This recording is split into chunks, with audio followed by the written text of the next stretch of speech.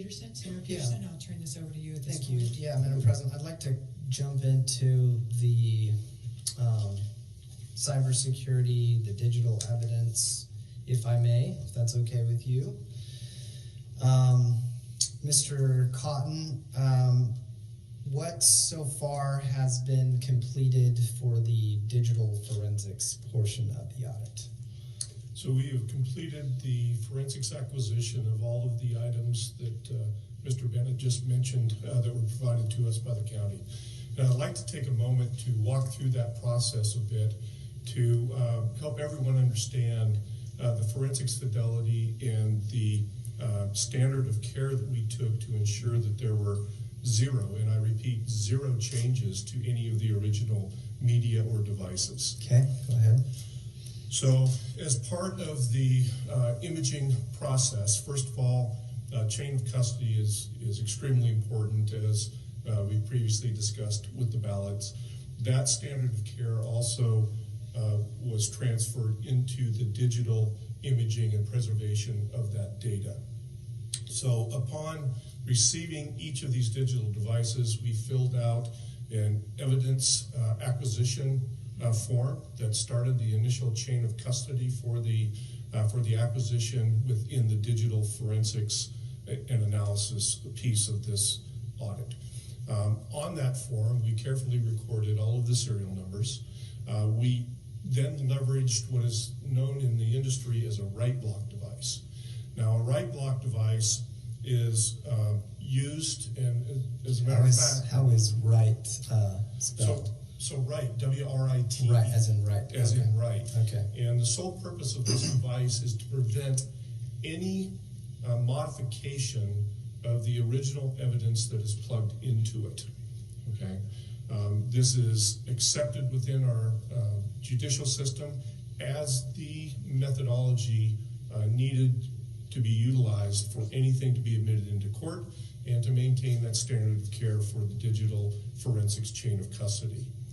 As part of that acquisition, we then took a bit-for-bit copy, forensics copy, of each of the digital devices.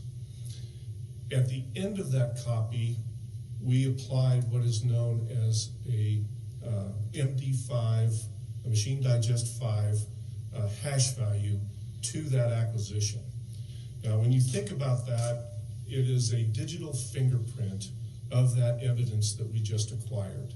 If anyone changes even one bit of data within that evidence file, it will totally invalidate the MD5 and create a totally new signature on that particular piece of evidence. Okay, so for every device that Mr. Bennett mentioned that we imaged, we performed that exact process.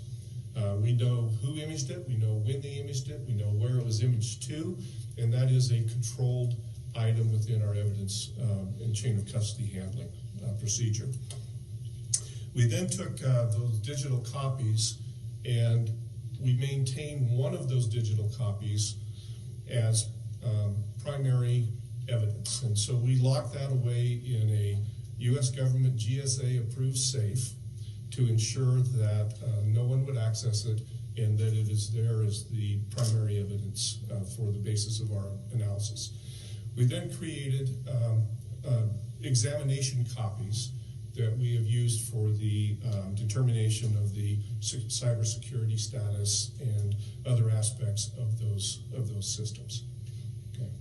So I must reiterate, not a single bit of data was ever changed on any device that came into our possession. So, Madam President, Mr. Cotton, are you saying that the machines were not damaged or tampered with in any way where they couldn't be used again? And if they were, you have implemented the people can check and see whether that was done. Senator, that is correct. So we have exactly a bit-for-bit image of these systems as we received them. Okay, we did not modify, we did not change any chips, we did not access any anything other than the hard drives for those systems. So if there were any changes to the original equipment, those had to have occurred within the custody of the Maricopa County Board of Supervisors, not with the custody of the auditors. Okay. Mr. Peterson, Senator Page.